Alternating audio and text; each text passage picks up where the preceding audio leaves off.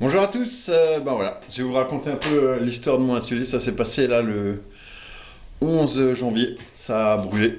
L'idée un petit peu maintenant, c'est de vous montrer comment ça va se passer et puis surtout essayer de vous expliquer le déroulement, comment les assurances ont fonctionné et puis comment je vais procéder pour repartir quoi. Donc là, a priori, d'après l'assurance, c'est ici que ça s'est passé. Ça serait le poêle à bois là qui a pris. Et du coup, l'incendie serait parti de là. Alors on voit que c'est un petit peu plus noir. Ça cramait un peu plus fort. Euh, Là, tout l'atelier, tout le plafond, il y avait de la laine de bois, même de la fibre de bois. C'est donc le bas des solives a cramé complètement. Le haut, eh ben, il reste encore un petit peu quelque chose. Tout ce qui était sous l'isolant, c'est assez bien comporté. Maintenant, première étape, c'est qu'on a essayé de ranger, de récupérer un petit peu toutes les affaires et puis de faire au mieux pour pouvoir essayer de recommencer un petit peu à travailler. Ah, vous voyez les murs. Là, ici, j'avais tous mes outils de toupie, mes outils de scie qui étaient au mur. Les vitres, elles avaient complètement éclaté. Ça, c'est des vitres que j'ai mis en attendant.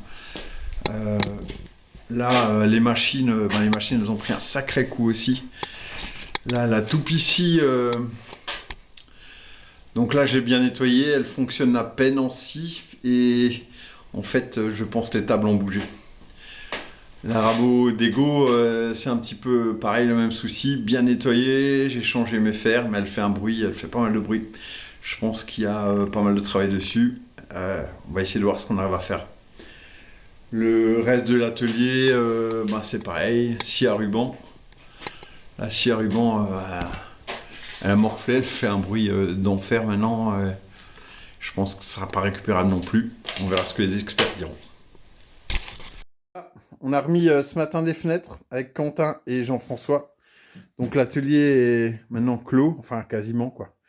Les machines, vous voyez, ont bien souffert quand même. Celle-là, a priori, sera pas rattrapable quoi. La raboteuse, c'est pareil. La scie à ruban, l'électroportatif, bon, certaines machines, voilà, ce sera pas possible. Il reste encore à fermer un petit peu là en haut là. Et puis ça sera au moins un petit peu à l'abri en attendant de pouvoir refaire la structure. Va falloir tomber la structure. Merci. Il faut que je t'explique un petit peu comment tout a commencé. Le matin, je bossais à l'atelier. J'ai fait du feu dans mon petit poêle comme d'habitude. Je chauffe habituellement au copeau. Au copeau, le feu se consume assez vite, 1h30, 2 heures. Le petit poêle turbo, là, il a fini. Il n'y a plus rien dedans en fait. Il n'y a même plus de braise. Donc je bosse le matin, 10h30, 11h. Je mets ma dernière charge de copeaux. Je remplis, j'allume, ça repart. Je finis de bosser vers midi et demi. Midi et demi, pour moi, il n'y a plus de feu. Je pars manger avec ma petite famille. Je repars à 1h30 pour chercher du bois. Et là, je vois rien de spécial. Il y avait pas de fumée, il n'y avait rien de spécial. Je descends chercher mon bois. Ma femme m'appelle vers 14h30, 15h, je sais plus. Elle me dit ton atelier est en feu. Là, je remonte. Les pompiers sont déjà là. C'est que des volontaires, on n'a pas de pompiers pro chez nous. Ça s'est éteint assez rapidement finalement, les pompiers arrivent à aller assez vite. Une fois éteint, je rentre dedans, je protège toutes les machines. Je sors, les pompiers même sortent une grosse partie de mon électro. Tout ce qui était dans les caisses plastiques s'est retrouvé finalement bien protégé. Ensuite, restent les grosses machines, les machines stationnaires, la scie toupie, la rabot d'Ego, la scie à ruban, toutes les machines qui n'étaient pas dans des caisses plastiques. Je pense notamment à mes ponceuses, mes visseuses. Les visseuses, c'est assez incroyable, je vous ferai voir, mais elles fonctionnent encore. Elles fonctionnent encore, plus qu'une vitesse, plus que dans un sens, mais je pense que c'est qu'une question de mécanique. La visseuse fonctionne encore. Voilà. Je sèche un maximum mes tables, je les regraisse tout de suite pour éviter la rouille. Mais la chaleur combinée au froid de l'eau qui vient éteindre, je pense qu'effectivement tout a bougé. Le lendemain, je contacte mon fournisseur de machines qui me dit que pour lui, les machines sont foutues. Ce qu'il me confirmera en venant quelques jours plus tard. Un appel, quelqu'un me dit écoute, il m'est arrivé la même chose, prends un expert d'assuré. Je téléphone à cet expert d'assuré. Le gars se déplace assez vite. Le contact me semble assez bon. Je décide de le prendre. 3 jours après, l'expert de mon assurance arrive.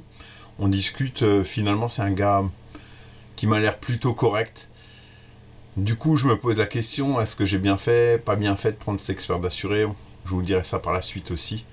J'ai fait entre-temps la liste de toutes les machines, retrouver les factures. Alors ça, c'est le gros du boulot, ça va être de retrouver toutes les factures. Alors là, si vous pouvez classer vos factures avec vraiment le matériel. Alors, quand je dis le matériel, c'est vraiment les machines à part. Ça serait vraiment une bonne idée. En tout cas, c'est ce que je ferai par la suite parce que je me rends compte que j'ai passé un temps dingue à retrouver des factures. Certaines, j'ai pas retrouvé. Et donc, je sais pas comment l'expert va juger et va indemniser ces machines puisque certaines machines sont aussi assez anciennes et là, encore une fois, je sais pas trop comment ça peut se passer. Cet expert d'assuré, normalement, il doit faire le boulot pour que l'assurance me rembourse au mieux.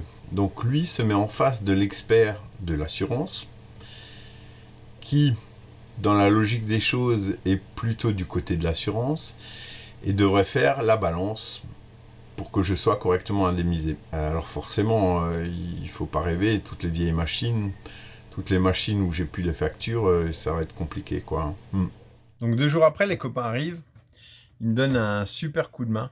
On déblaye tout l'atelier. On sort déjà toute la laine de bois qui était cramée. On entasse ça sur la remorque du copain Jérôme. Quelques jours après, on reçoit une benne et là, c'est le grand ménage. On fait un gros tri. L'expert est passé, donc on peut commencer à débarrasser. Et voilà, encore une bonne journée de travail. Un super coup de main des copains. Tout est rangé, tout est trié, tout est nettoyé. Prochaine étape, reconstruire toute la structure. Il va falloir tout arracher. Arracher tout le bâtiment, le reconstruire. Et voilà. En attendant, tout est à l'abri. C'est déjà pas mal. Sur un beau coucher de soleil, sur nos belles montagnes. Après, il faut dire qu'on vit dans un village de dingos. On a une entraide pas possible. On a des copains formidables et du coup, ça va très vite. D'autres copains du village nous préparent une cagnotte sur Cotisup. Là, on reçoit, voilà, on est à plus de 5000 balles, c'est assez incroyable. On passe, du coup, on est dans les coups de cœur de Cotisup. Voilà, la suite paraît plutôt bien engagée. Je vais m'arrêter là pour cette vidéo. Dans la prochaine, je vais vous montrer comment je vais refaire un établi. Ça va être le premier outil qu'il va me falloir pour travailler. Donc ça va être dans la prochaine vidéo un établi et le point si j'ai des nouvelles sur l'assurance. Voilà, merci à tous d'avoir regardé.